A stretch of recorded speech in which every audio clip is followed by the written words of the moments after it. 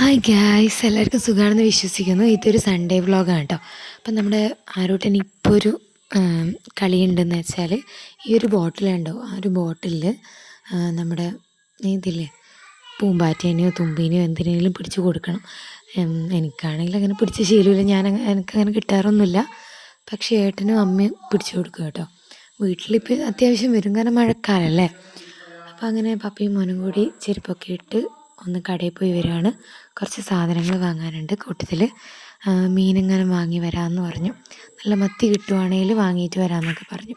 ഇപ്പോഴത്തെ മത്തി നല്ല നെയ്മത്തിയല്ലേ, നല്ല ഇണറൊക്കെയല്ലേ. നിങ്ങളെന്താ പറയുക, പനിഞ്ഞീരോ അങ്ങനെ എന്തോ കുറേ ആൾ പറയാറുണ്ട് കേട്ടോ. അപ്പം മത്തിക്കറിയാക്കി, നമ്മൾ നല്ല കപ്പയാക്കി, അങ്ങനെ അതൊക്കെ ആക്കിയിട്ട് ആരോടനെ തിന്നിക്കലാണ് കേട്ടോ. പൊതുവേ നമ്മൾ കുട്ടികളിപ്പം കപ്പ, കിഴങ്ങ് അങ്ങനത്തെ സംഭവങ്ങളൊക്കെ തിന്നൽ കുറവാണ്.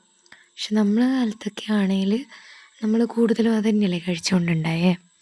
അപ്പോൾ അതൊക്കെ കഴിച്ച് ഇവരിങ്ങനെ വായൊക്കെ കഴുകിയിരുന്നു കേട്ടോ.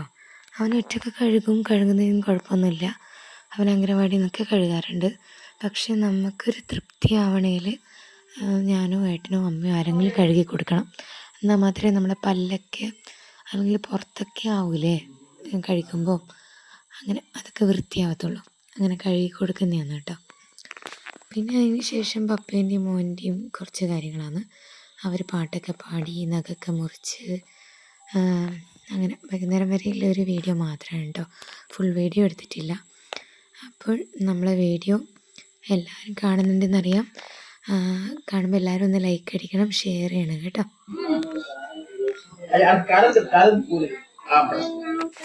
ഡൈനോസറിന്റെ കഥ പറഞ്ഞ എനിക്ക് ഒരിടത്തൊരിടത്തൊരിടത്തെ കാല് കൊണ്ട് നടക്കുന്ന ഡൈനോസർ ഉണ്ടായിരുന്നു. ഡൈനോസർ ഒരു ദിവസം ഇങ്ങനെ പ്രാർത്ഥിക്കുകയായിരുന്നു കാലുകൊണ്ട്. അങ്ങനെ പ്രാർത്ഥിച്ചുകൊണ്ടിരിക്കും, പെട്ടെന്നൊരു വണ്ടി പോയി. ആ വണ്ടി ആരുടേതാണ്?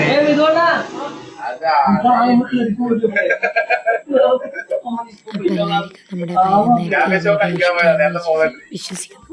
അപ്പം ഇനിയും നമ്മളെ കൂടെ തന്നെ നിൽക്കുക, സപ്പോർട്ട് ചെയ്യുക. പറ്റുമെങ്കിൽ നമ്മളെ ഈ ചാനലൊന്ന് ലൈക്ക് ചെയ്യുക, ഷെയർ ചെയ്യുക, സബ്സ്ക്രൈബ് ചെയ്യുക.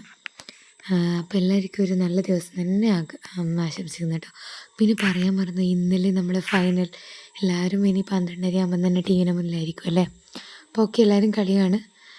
ബൈ. നമ്മുടെ ഈ ചാനൽ കമൻറ്റ് ചെയ്യാനും കൂടി ആരും മറക്കരുത് കേട്ടോ.